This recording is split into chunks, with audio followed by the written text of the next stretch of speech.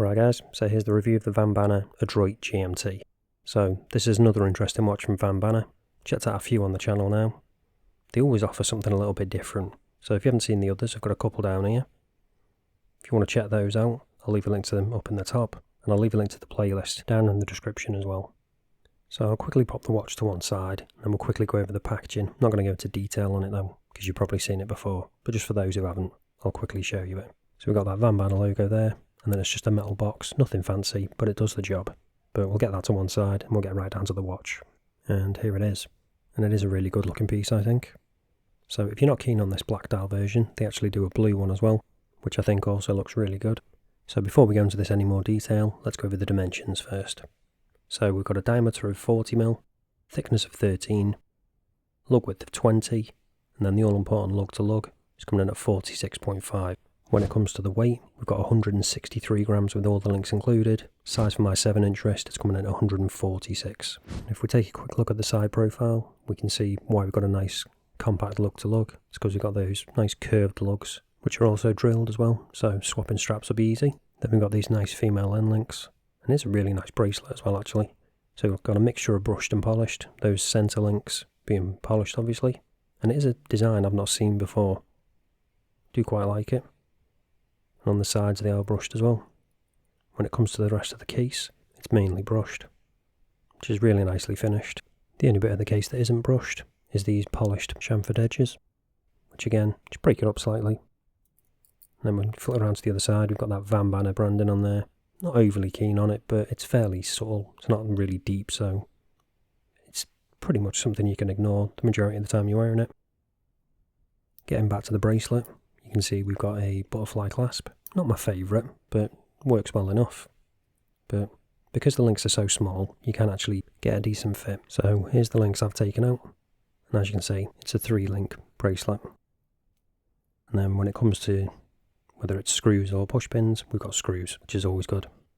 Then when it comes to the case back, you can see we've got a display case back on this. And then we've got that custom rotor as well, with the Adroit branding on. And it is an NH34, as you'd expect, with it being a GMT. And it is a really nice case back design as well. Looks almost like a cog. And you've probably also noticed as well, we've actually got quick release bracelet, which is a really nice touch. So if you do ever want to change the bracelet out, you can do it easily. It's a little bit odd they've got quick release and drilled lugs, but it's handy if you've got straps that aren't quick release. So now let's take a closer look at the dial. We've got that Vanbanner logo at the top, that curved script automatic font, and then the GMT just below that. All nicely done, no issues at all. When it comes to hands, we've got nice length on all of them. Perhaps the minute hand could be slightly thicker, but other than that, I can't really fault them. And then if I turn it onto the side, you can see we've actually got a sandwich dial on this, so those indices are actually sunken onto the bottom layer. When it comes to the colour on those hands, they say it's red, but I think it is more like a slightly pinky red almost. But let me know what you think down in the comments.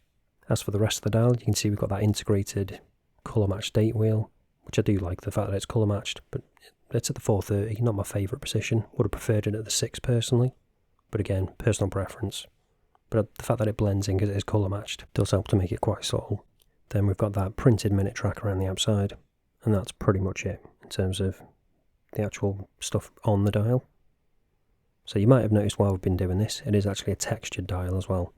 Now let's get a zoom out and let's talk about this crystal in a bit more detail. So if I put it on the side, you can see we've got an ever so slight bit of it sticking up, like a slight beveled edge. Not a tap-out style, but other than that, it is flat. But the question is it sapphire? Let's find out using the trusty Diamond Selector 2.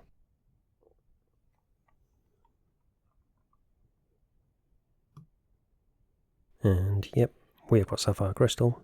Now let's quickly flick it over and test out the back too. And yep, that is also sapphire, which is good to see. So now, let's talk about one of the more unusual things with this watch, and that's that bezel. So it's a stainless steel bezel, nothing unusual there, but it is actually a 48 click. So this isn't something I've had experience with myself. Let me know if you have down in the comments. So it's bi-directional, so this is going to be a little bit awkward at the moment because it's really hot here. So my hand is probably going to slip slightly, but otherwise, it's working well. It's not the nicest sounding of bezels, but it's rock solid, no back play at all. And then because it's bi-directional, working in the opposite direction as well.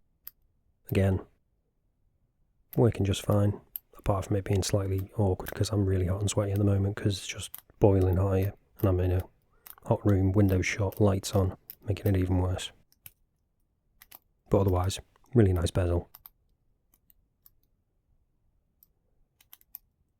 And when it comes to the alignment, that's spot on too, no issues there. So now let's talk about the movement in a bit more detail and show you that in action. So as I said, it's an NH34, so just pull out the crown because it's just a push-pull crown. Then if we turn it this way, we can change the date. Turn it the opposite way, you move the GMT hand. Again, you can see it clicks into place. All working well, as you'd expect with the NH34. Then if we pull it out again to the second position, we can just change the time, second hand stop, so you got hacking. Pop it back in, second hand re-engages, all working well. Hand winding, rock solid, as you'd expect. And there's a really nice crown on this as well, nice and grippy. And I think it looks good as well, kind of matching the bezel. It's a nice cohesive design, I think. So now, let's check out what the loom's like on this though, see if that's any good. So you can see we've got a little bit there already, but let's charge it up, give it a proper chance.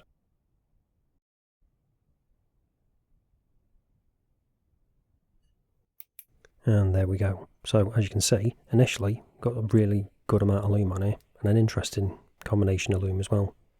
So on the bezel, it's black loom with that green C3 glow. Then the hands and indices, which are C3.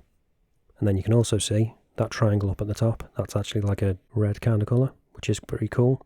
Not something you see all that often. But in terms of the overall loom, it's a bit of a mixed bag with this one.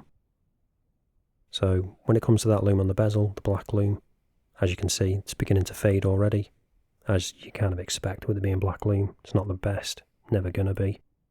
It's just the way it is, unfortunately. Then moving on to the indices, you can see they're not quite as bright as the hands, but no patchiness at all, consistent, so that's good. I would have liked to have seen a little bit more loom in there, with it being a sandwich dial, so slightly disappointed, but the loom that is there does look good. Just I would have liked a bit more. With the hands, you can see they're a bit brighter, so they last a little bit longer, and that red loom on that triangle on the bezel is really good. I'm really surprised with that.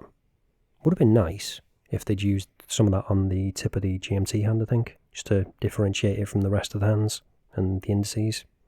Would have been a nice touch, but it is just C3 on them, and it is that green colour. But again, perhaps if they do a version 2, they could add that.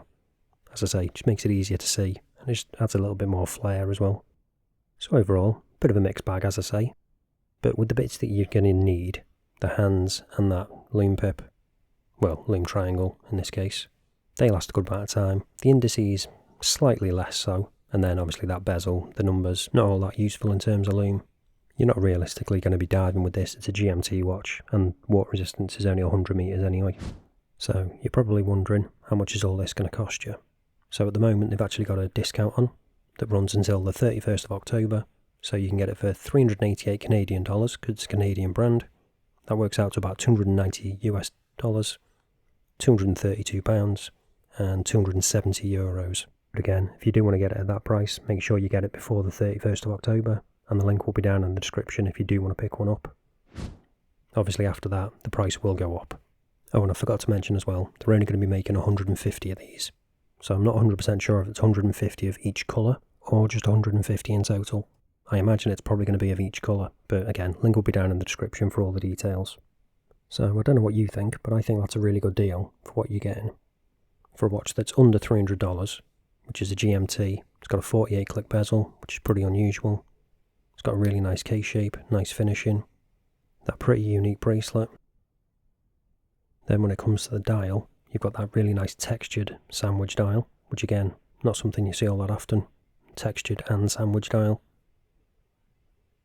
I think it's just a really good overall package. Obviously drilled lugs help too, and that quick release bracelet as well. Customised rotor. Fairly unique case back too. It's just got some really nice design touches, which you don't see on a lot of watches, and makes it fairly unique I think. But now let's show you what it's like on wrist before you make up your mind. And here it is on my 7-inch wrist. I think it does look really good. And it just conforms to wrist really nicely as well. Not too thick. Do like the curvature to the lugs. Love the little polished details and everything on the bezel and the bracelet. Yeah, it's butterfly clasp, so sizing could be an issue. For me, it's not. Works just fine. And they are fairly small links, as I mentioned. So you should be alright, hopefully. And again, there's all those little polished details, including on the bezel. And those polished chamfered edges on the lugs. Not too much, just little touches. And obviously we've got that really nice textured sandwich dial. I just think it's a really good looking piece. Yeah, it's not perfect. There's a few little things that I would change.